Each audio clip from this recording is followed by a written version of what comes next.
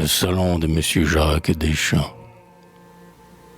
Pour consoler mes yeux du tableau plein d'ennui que nous offrent les gens et les temps d'aujourd'hui, je remonte parfois au passé si prospère, et je songe souvent, Émile, à votre père. Parmi nous, jeunes gens, je crois le voir encore, ainsi qu'au camp des Grecs jadis le vieux Nestor. Voilà bien son air noble et sa tête blanchie, aux travaux de l'Empire et de la monarchie. Voilà son parler sage et pourtant chaleureux. Vous souvient-il, ami, de ces belles soirées, aux poétiques chants près de lui consacrés, où tout ce que la muse avait de favoris, d'un éloge venait se disputer le prix. Et lorsqu'il approuvait, hardiment pouvait croire, accepter de sa main des prémices de gloire. Vous a-t-il donc trompé, poète généreux, dont le monde charmé redit les noms heureux?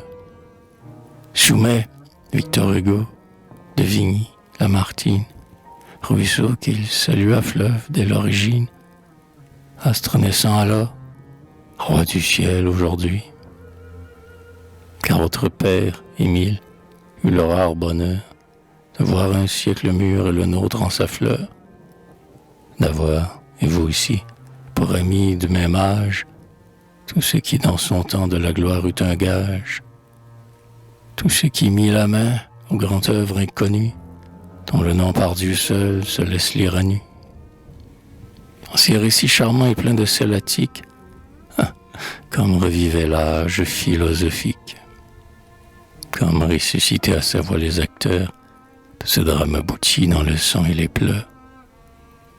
Je m'en souviens toujours, d'une bouche légère, tantôt il nous contait sans propos de Voltaire, tantôt, à moitié table, arrivait Diderot, qui charmait un entracte en attendant l'euro. Ou bien c'était Boufflers et sa gentille Aline, puis ce pauvre Jean-Jacques à l'humeur si chagrine, d'Alembert et Chamfort, Tichy, Palaprat, que sais-je, tous enfin, jusqu'à Monsieur Dorat. Mais parmi ces beaux noms, ces gloires éclipsées, qu'il ravivait en nous du feu de ses pensées, oui, parmi tous ces noms, la plupart si fameux, vieil amant de la scène et de ses nobles jeux, c'est à Lequin surtout qu'il donnait le grand rôle, géant à qui Talma ne venait qu'à l'épaule, nous disait-il souvent, et nous tous, sur ce point, et pris du temps présent, nous ne lui cédions point.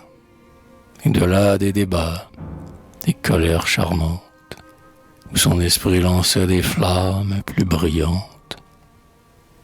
Il fallait voir alors son jeune et beau courroux, quand, loin du droit sentier, quelques-uns d'entre nous cherchaient à débaucher la sainte poésie, et comme il foudroyait la naissante hérésie. Si, quoique novateurs par génie et nature, certains ont conservé pourtant quelques mesures, certains qu'ils chérissaient et que nous connaissons, ils le doivent peut-être à ces sages leçons.